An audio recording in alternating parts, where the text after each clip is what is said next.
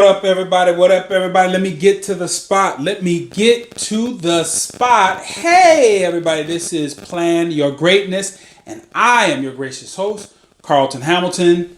Let's get after it. All right, we're going to talk specifically about depression and homelessness. The reason why I'm bringing this up is because a lot of people have asked me, as I'm now becoming a more known motivational speaker, they go, my God, how did you overcome that? Homelessness and depression. Whew. I tell you what, if I really spent time thinking about it, like really concentrate on it, it makes me tired because of the grind that I went through. But I'm just going to make a short video and just hit on some points that I know of that really helped me through. The first thing is I did not dismiss it. Okay.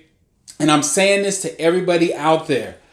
I fully support you if you're going through this, even though I can be a little hard on people that are homeless because I know that what I went through and how I overcame it, but I will not dismiss. I will not dismiss any symptoms of depression or homelessness and those things they're so connected.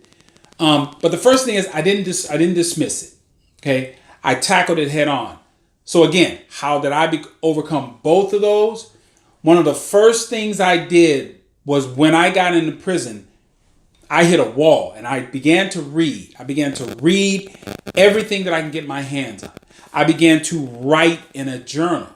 That was one of the ways that I used to actually kind of clear my mind out. Now here I am in prison. As I share with you, the next thing is I made connections. I connected to my brothers that were in there. Now you would think, man, these are a bunch of inmates. They don't have anything. I listened. And because I listened, I heard a lot of stuff that I said, wow, we have very similar paths. We are going through some of the very same things. So I watched how they were handling it and then made corrections in my own life. And the last thing out of that section is I took no meds.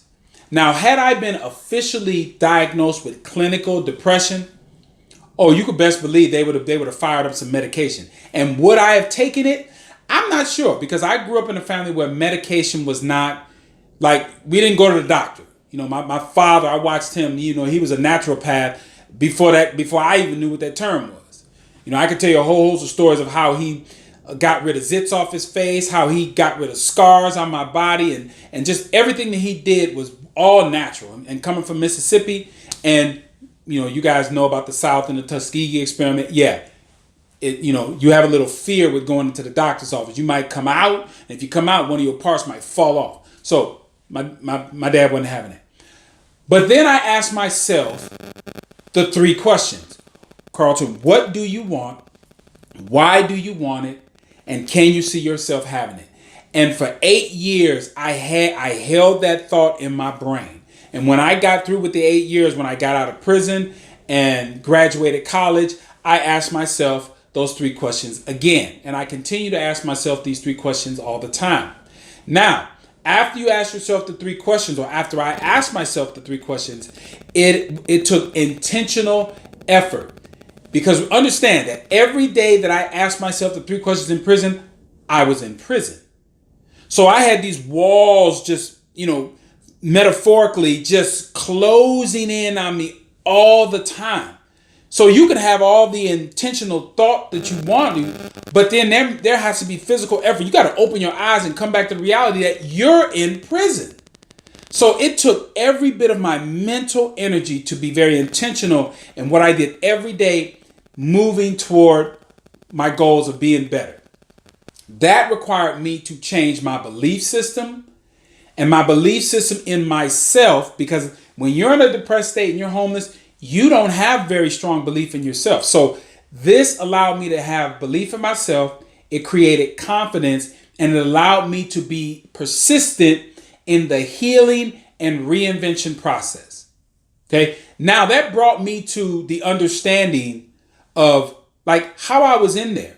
And I believe it came down to the 4 belief systems. And if you want to know specifically about the belief systems, I'm going to break it down a little bit. But if you can go back to another video, you'll see what I mean by the belief system. But I'm going to break it down quickly. I believe that there's 4 belief systems. I believe there's the non-believer. I believe there's the do nothing believer. I believe there's the limited believer and the unlimited believer.